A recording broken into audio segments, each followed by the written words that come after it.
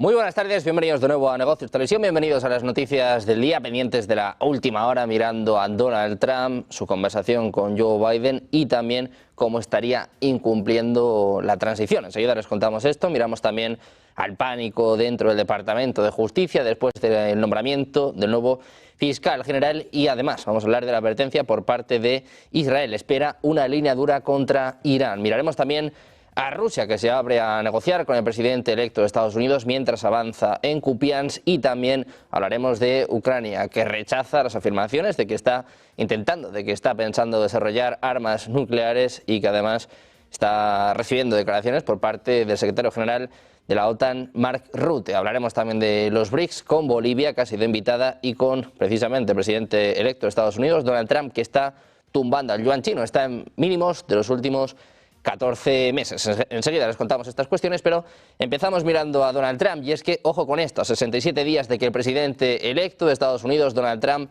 preste su juramento, su administración está en espera todavía, estaría eludiendo el proceso oficial diseñado para facilitar la transferencia de control sobre la enorme burocracia federal. El equipo de transición de Trump ha dicho a Axios que todavía están discutiendo los acuerdos necesarios para iniciar la transición. Por ahora, los futuros funcionarios de su administración no tendrán acceso a las agencias que pronto dirigirán, o a sistemas de comunicaciones seguras o potencialmente informes y autorizaciones de seguridad. Hasta ahora el equipo de Trump se ha negado a firmar acuerdos que lo obligarían a revelar quiénes son sus donantes y comprometerse a evitar conflictos de intereses. El proceso de transición está diseñado de tal forma que el ganador obtiene rápidamente acceso a espacio de oficina, financiamiento federal y personal y sistemas gubernamentales, además de otras transiciones presidenciales recientes, incluidas la de Trump en 2016, lo comenzaron mucho antes del día de las elecciones. Trump le dijo a Biden cuando se reunieron este miércoles en la transición en la Casa Blanca, decía que la transición será tan fluida como sea posible. Sin embargo, sin los acuerdos establecidos, los expertos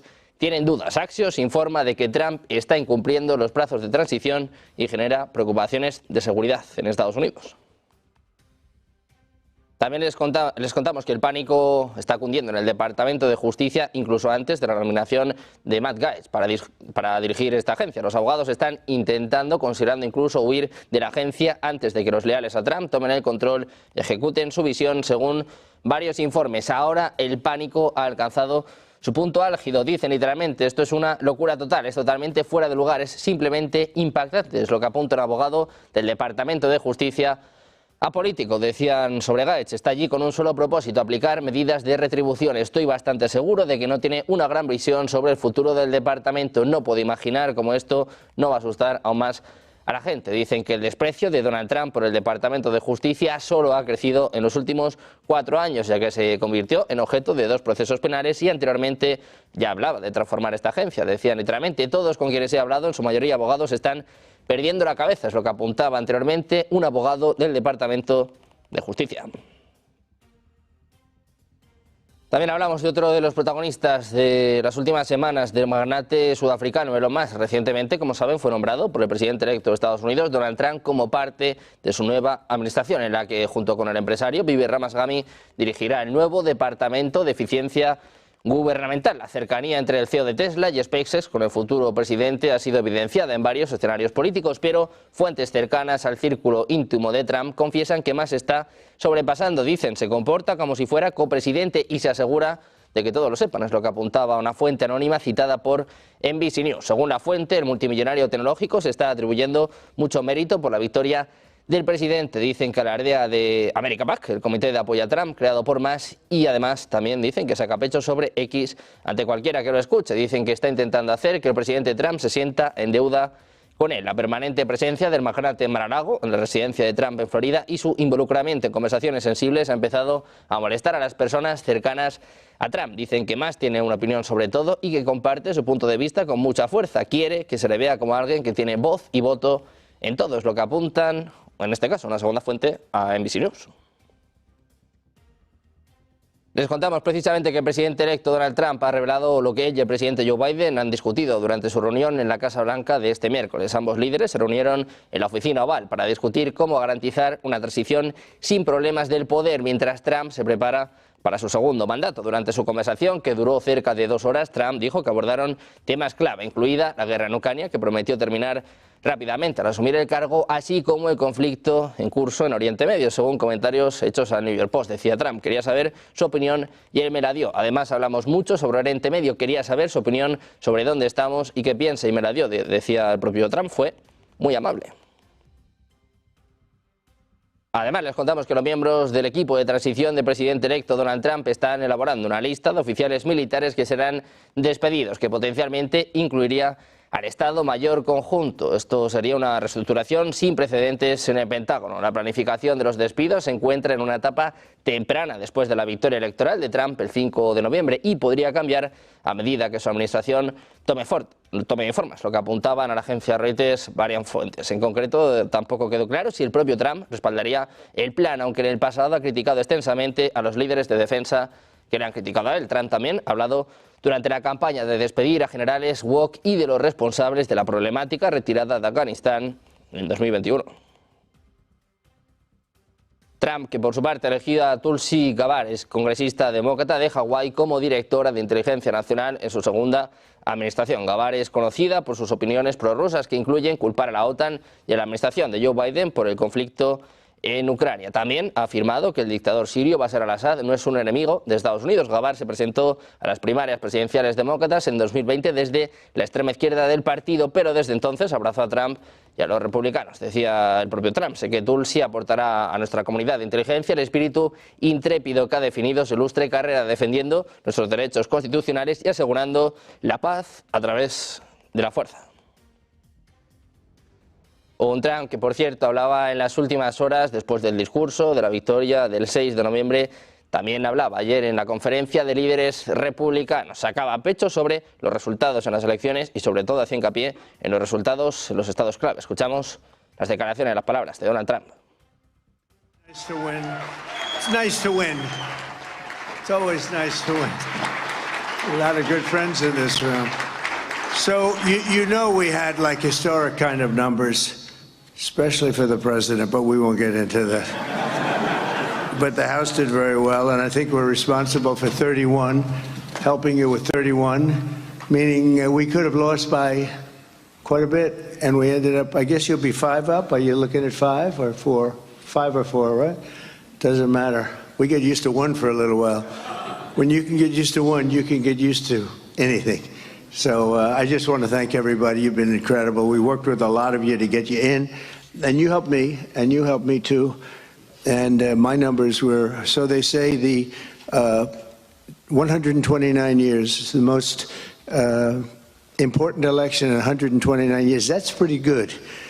I said, who is the 129 years? What was that, Doc Ronnie? Who's 129 years ago? I'd never looked because it started at being 100. And then they upped it to that, but it's a great compliment. We won the majority by 7.1 million. We won, which is great, because Republicans aren't supposed to be winning the majority, Marjorie. You know that, right? And we won that, and we won it every way, all 7 swing states by a lot.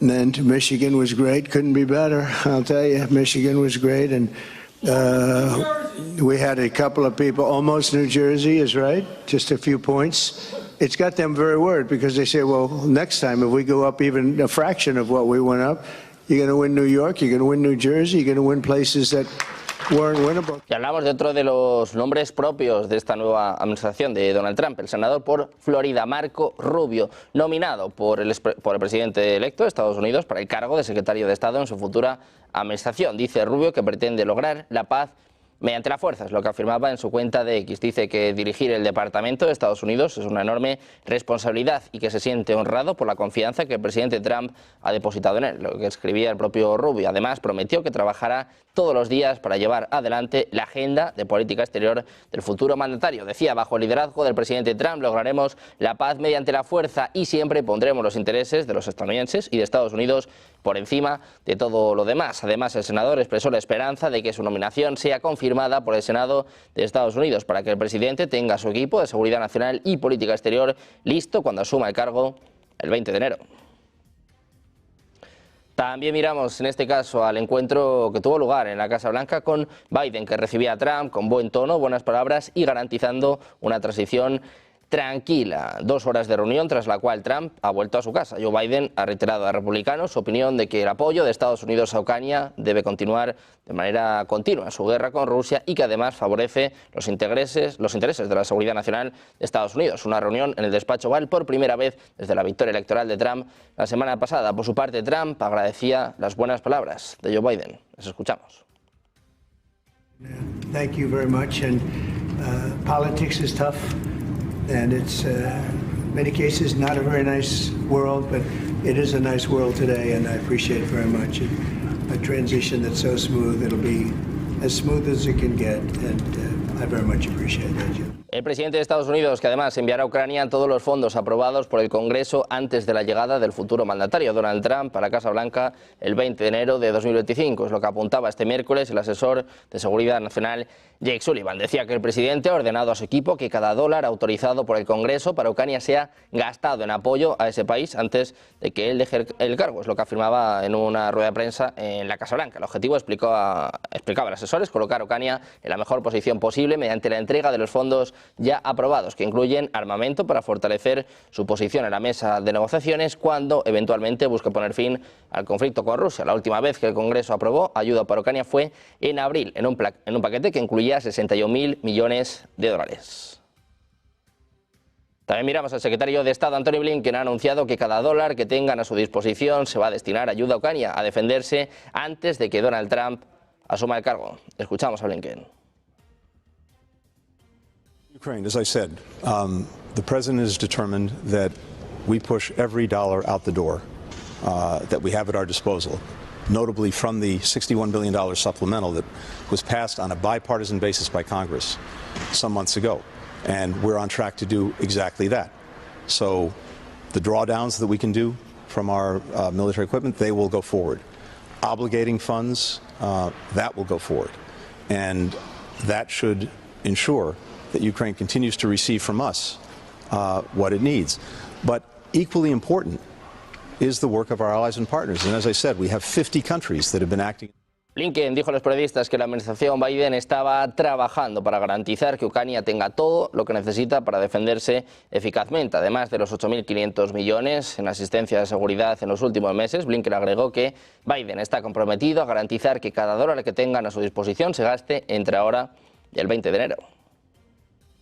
Hablamos también de Javier Milei y de Donald Trump, que van a protagonizar hoy un encuentro informal en Mar-a-Lago, donde está convocada la Conferencia Política de Acción Conservadora, que va a reunir durante las próximas 72 horas al poder de Estados Unidos, que apostó por la victoria del candidato republicano en las elecciones presidenciales del pasado 5 de noviembre. Milei partió esta madrugada desde Buenos Aires junto a la secretaria general de la presidencia, Karina Milei. Será recibido por el canciller Gerardo Wertheim en el aeropuerto de West Palm Beach. El presidente y su acotada comitiva se alojarán en un hotel a escasos kilómetros de la residencia que Trump posee en Mar-a-Lago. El jueves a la tarde hay un cóctel exclusivo para 300 personas que son invitados especiales del presidente electo. Allí habrá un primer contacto con Trump, que como Milei es orador en la CEPAC.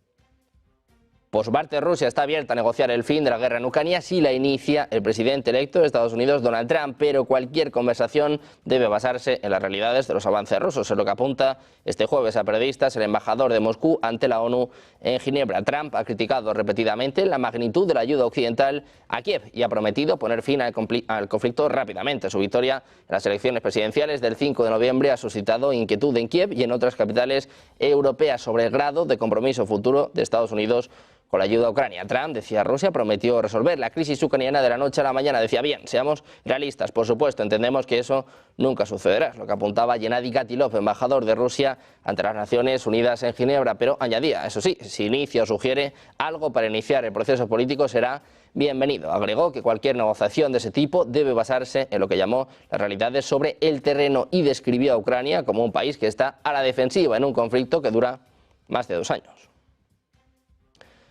También hablaba sobre esta cuestión el secretario de prensa presidencial ruso, Dmitry Peskov. Informó que no hubo contactos con representantes de la nueva administración de Estados Unidos. Decía Peskov, aún no ha habido contactos. Así respondía en una sesión informativa. Dice además que Putin considera absolutamente correcto y justo aumentar el apoyo a los participantes de la guerra en Ucrania y que Rusia y Estados Unidos tienen muchos temas irritantes para discutir, que sería un error señalar uno específico. Además, hablaba sobre el posible regreso de fabricantes de automóviles europeos a Rusia, señalando que los rusos deberían recibir productos de mejor calidad por menos dinero. Decía además que Putin discutió en detalle con los jefes de todos los departamentos la implementación del decreto sobre apoyo al personal militar.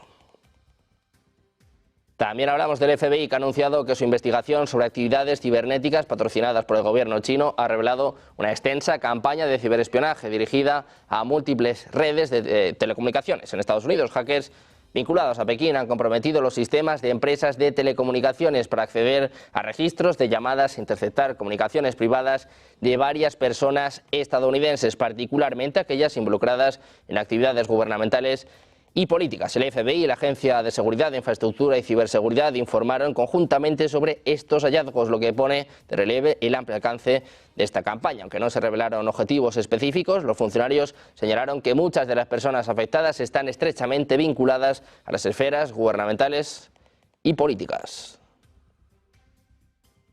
Pendientes precisamente de China, que se prepara para una guerra comercial con Estados Unidos, Israel, que quiere una línea dura contra Irán. Hacemos una pausa, 2 minutos, y se lo contamos enseguida en Negocios Televisión.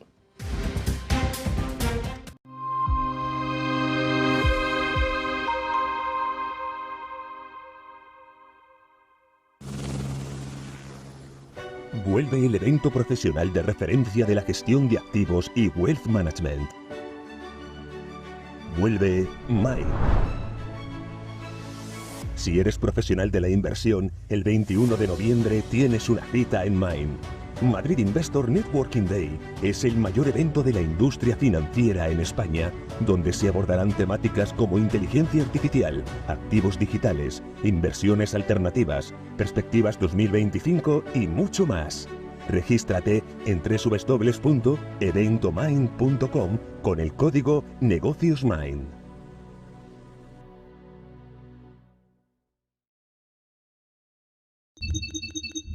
Invertir con cabeza tranquiliza tu corazón. Fondos Dunas Capital. Buena rentabilidad sin sobresaltos. Una gestión innovadora y flexible que prioriza la preservación de tu capital. Invierte tranquilamente en Dunas Capital. ¿Te preocupa que tu inquilino no pague el alquiler? Sabemos que esto puede ser un desafío. Aunque los gastos son fáciles de calcular, el verdadero reto es gestionar la falta de pago por parte del inquilino. SEAC te ofrece una garantía de renta asegurada hasta que recuperes tu vivienda, pase el tiempo que pase. Relájate. SEAC se encarga de todo. Alquila tranquilo. SEAC responde. ¿Qué cuento quieres hoy? ¿Te cuento uno de los míos? ¿El del farmacéutico? ¿O el de María, la abogada? El de Ana, la arquitecta. Vale. Eres una niña que soñaba con crear los edificios más impresionantes de la Tierra. Se pasaba el día dibujándolos. Sabía que algún día acabarían llegando a lo más alto de cada ciudad. Y que cualquier persona... Cada profesional tiene detrás una historia increíble. Creer en ella es lo que de verdad cuenta. Arquia Banca, el banco de los profesionales. Silver Gold Patrimonio nace en 2018 con el objetivo de innovar en el mercado de los metales preciosos de inversión, ofreciendo nuevas alternativas para que cualquier persona, familia o empresa pueda entrar en el fantástico mundo de los metales de inversión de forma sencilla y acompañada por consultores expertos en el sector. Silver Gold Patrimonio quiere avanzar contigo.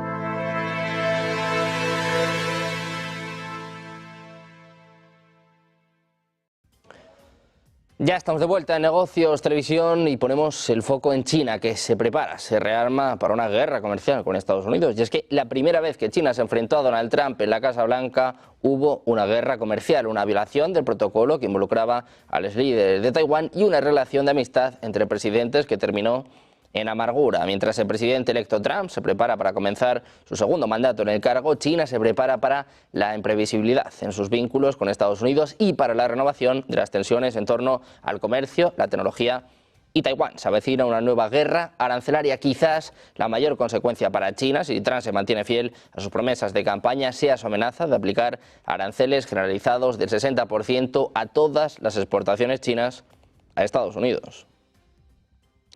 También hablamos de Corea del Sur, y es que la victoria de Donald Trump en las presidenciales de Estados Unidos y su postura actual respecto al conflicto ucraniano está impulsando a las autoridades de Corea del Sur a repensar la opción de enviar armas directamente a Ucrania, lo que podría influir significativamente en el transcurso del conflicto, es lo que informa Bloomberg con referencia a varios funcionarios surcoreanos anónimos. De acuerdo con las fuentes, ahora es menos probable que Corea del Sur envíe municiones a Ucrania, a menos que Pyongyang tome más medidas o esté más claro cómo será la política de Trump hacia Kiev cuando ya se encuentre en el poder, según señala este medio. En este contexto, el profesor de Ciencias Políticas en la Universidad de Estudios Norcoreanos en Seúl dijo a Bloomberg que sería bastante incómodo para Corea del Sur, que ni siquiera es miembro de la OTAN, intervenir en este momento si Trump llega a la Casa Blanca y quiere retirarse de este conflicto.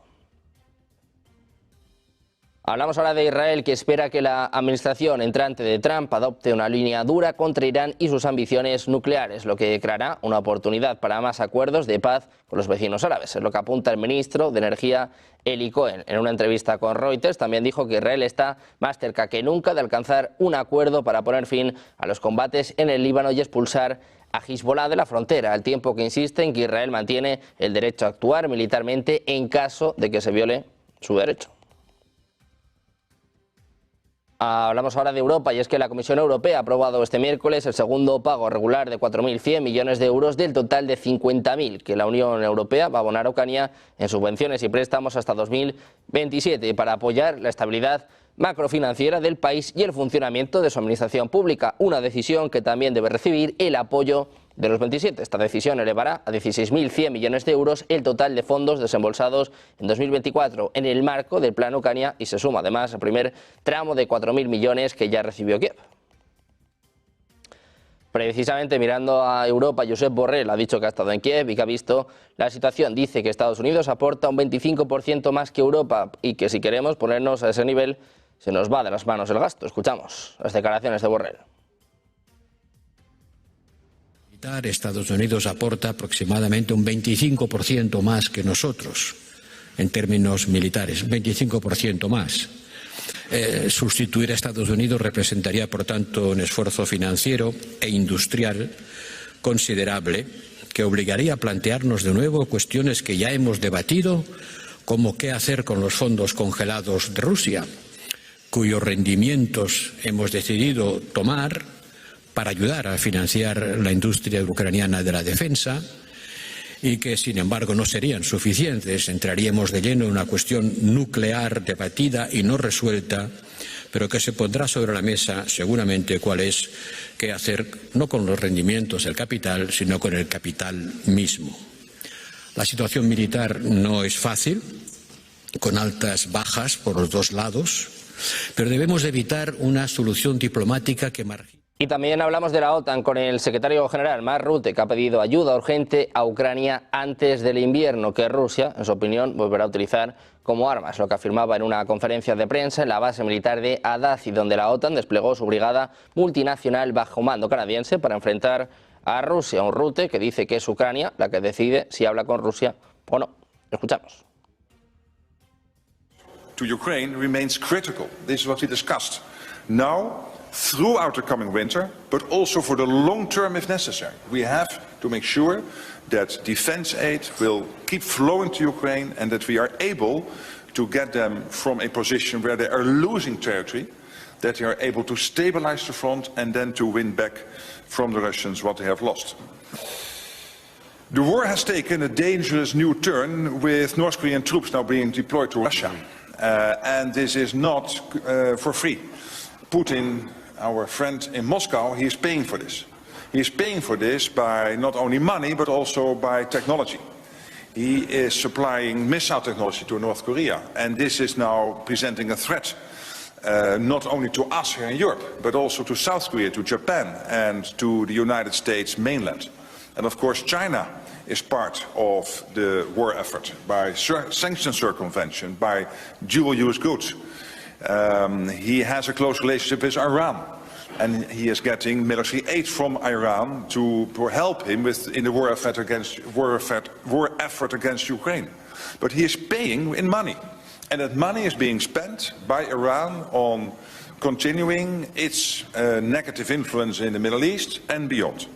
So this is getting more and more a situation where the Euro-Atlantic and the Indo-Pacific really have to be seen as one theater and not as two separate ones. And that's why we have that strong relationship with Japan, South Korea, but also with Australia, New Zealand, and of course with the European Union.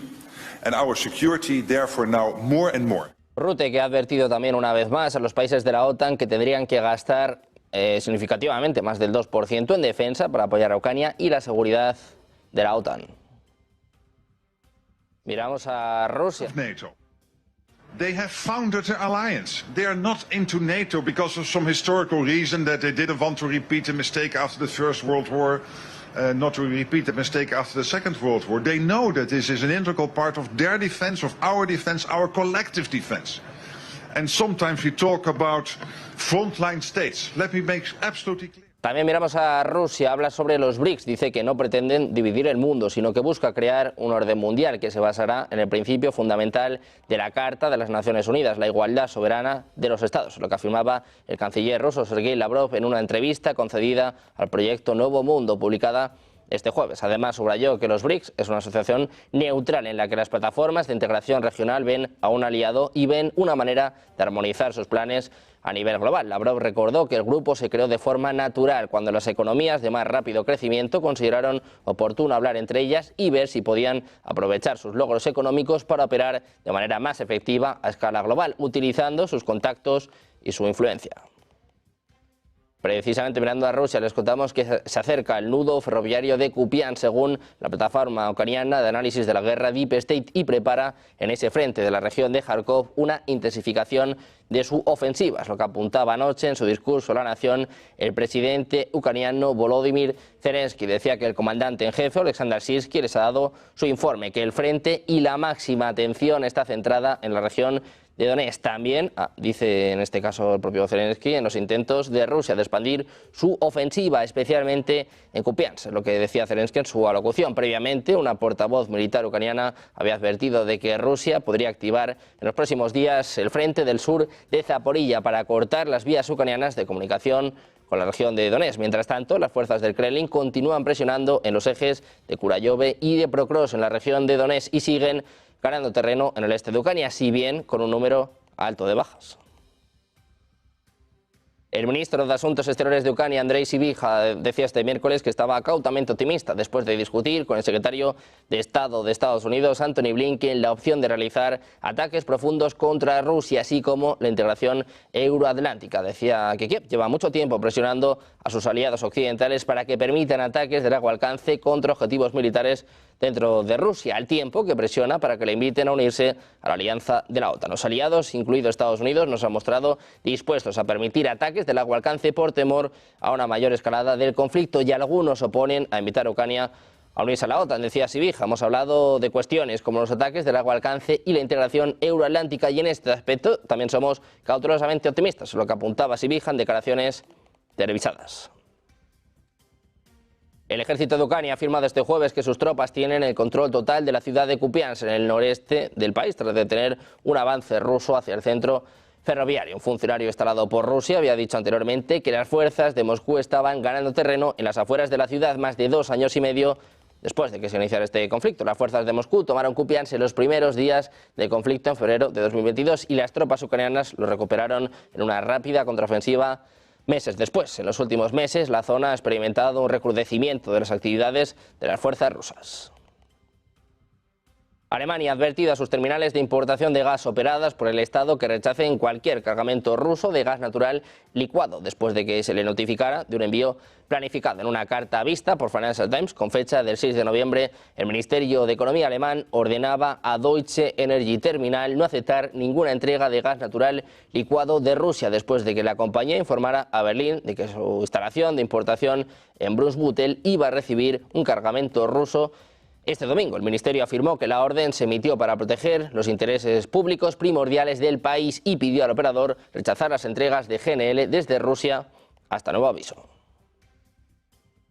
También miramos a Israel, que está más cerca de alcanzar un acuerdo sobre la lucha con Hezbollah de lo que ha estado desde el comienzo de la guerra, pero debe conservar la libertad de actuar dentro del Líbano en caso de que se viole cualquier acuerdo. Es lo que apunta el ministro de Energía, Eli Cohen. Decía, literalmente, creo que estamos en un punto en el que estamos más cerca de un acuerdo de lo que hemos estado desde el comienzo de la guerra. Es lo que apuntaba el miembro del Gabinete de Seguridad en una entrevista con Reuters. Un punto clave para Israel, según decía el propio Cohen, es garantizar que conserve la libertad de acción si Hezbollah regresa a las zonas fronterizas donde podría representar una amenaza para las comunidades israelíes. Decía Cohen, seremos menos indulgentes que en el pasado con los intentos de crear fortalezas en territorio cercano a Israel. Precisamente, mirando Israel, les contamos que Grecia está en conversaciones para desarrollar un sistema de defensa antiaérea y antimisiles de 2.000 millones de euros, como parte de un esfuerzo más amplio para modernizar sus fuerzas armadas mientras se recupera de una prolongada crisis de deudas, lo que apuntan este jueves funcionarios griegos. Las defensas posiblemente imitarían al Iron Dome de Israel y otros sistemas que interceptan misiles de corto y largo alcance lanzados durante ataques de sus vecinos en medio de los conflictos en curso en Gaza y en Líbano. Grecia está dispuesta a invertir en sus defensas para mantenerse a la par de su aliado de la OTAN y rival histórico Turquía, que también está desarrollando sus propias defensas aéreas a pesar de cierta mejora en las relaciones. También miramos a Irán. El comandante en jefe del cuerpo de la Guardia Revolucionaria Islámica, Hossein Salami, decía este jueves que los enemigos de Irán deberían esperar represalias. Prometió que recibirán golpes dolorosos. Hoy estamos presenciando un enfrentamiento entre la luz y la oscuridad. Son las palabras del propio Salami. Dice que allí donde aparece la luz, la oscuridad está condenada a la destrucción. Dice además que la esencia de su enemigo es la oscuridad y la falsedad y que está condenada a la destrucción. Es lo que apunta el mayor general Salami mientras hablaba en una maniobra de seguridad y combate, añadiendo que los musulmanes nunca se rendirán. El mes pasado, las fuerzas de defensa israelíes atacaron la capital de Irán, Teherán, en una serie de ataques aéreos. Según informes anteriores de funcionarios israelíes, Irán decidió atrasar su respuesta al ataque, aunque Salami advirtió sobre consecuencias amargas. Seguimos hablando de Irán, y es que su presidente Masoud Pezeshkian ha declarado este jueves durante una reunión con el director general del Organismo Internacional de Energía Atómica, Rafael Grossi, que su país está dispuesto a resolver todas las ambigüedades y dudas respecto a su programa nuclear. Es lo que informa la oficina de Pezeshkian en un comunicado. Decía, como hemos demostrado reiteradamente nuestra buena voluntad, anunciamos nuestra disposición a cooperar y converger con esta organización internacional para resolver las supuestas ambigüedades y dudas sobre la actividad nuclear pacífica de nuestro país, es lo que señala el jefe de Estado iraní. Anteriormente, Grossi advirtió que las instalaciones nucleares de Irán no deberían ser atacadas, ya que la amenaza de un ataque israelí contra sitios nucleares en Irán ha estado rondando desde hace algún tiempo. Hablamos ahora de los BRICS, y es que la moneda local de China, precisamente, miembro de la alianza, el yuan, ha caído en aguas desconocidas después de la victoria electoral de Trump a principios de este mes. El yuan chino ha caído a su mínimo de 14 meses después de que Trump recuperara la Casa Blanca al derrotar a su rival demócrata Kamala Harris. Las monedas locales ahora están bajo presión, ya que el índice DXY, que sigue el desempeño del dólar de Estados Unidos, se disparó a 107 este jueves. El dólar estadounidense subía a 0,51 puntos este jueves, con un avance del 0,48% en las operaciones del día. El fortalecimiento del dólar de Estados Unidos está haciendo que las monedas locales caigan a nuevos mínimos anuales. Una recuperación a partir de aquí podría ser difícil, ya que el mercado estadounidense en general sigue en una fase alcista llena de optimismo. Por lo tanto, las monedas locales de las naciones BRICS, como por ejemplo el yuan chino, están bajo presión después de la victoria de Trump. Un Trump que dijo recientemente en una entrevista que si los BRICS intentan regular el comercio en yuanes chinos y no en dólares estadounidenses, se aplicará un arancel del 100% a todos los bienes que entren en Estados Unidos. La economía china se basa en las exportaciones y pagar impuestos adicionales por los bienes que entraran en Estados Unidos solo perjudicaría a su economía. El impacto inflacionario de los aranceles complicaría la situación financiera de la nación. También hablamos de Argentina. El presidente argentino Javier Milei estaría considerando retirar a Buenos Aires del Acuerdo Climático de París, siguiendo la línea de Donald Trump. Es lo que informa una fuente a The Washington Post este jueves. Esta semana el presidente de Argentina retiró a la delegación del país de la actual cumbre climática COP29 de las Naciones Unidas en Bakú. en Azerbaiyán. Lo comentó la incertidumbre sobre el compromiso de Buenos Aires con el Acuerdo Climático de París. El presidente electo, Donald Trump, anteriormente describía este Acuerdo de París como la mayor estafa y prometió retirar a Estados Unidos del acuerdo por segunda vez. Trump convirtió a Estados Unidos en el primer país en salir del acuerdo climático. La posible decisión de retirar a Argentina del acuerdo indicaría el fuerte apoyo de Javier Milei a las políticas de Donald Trump.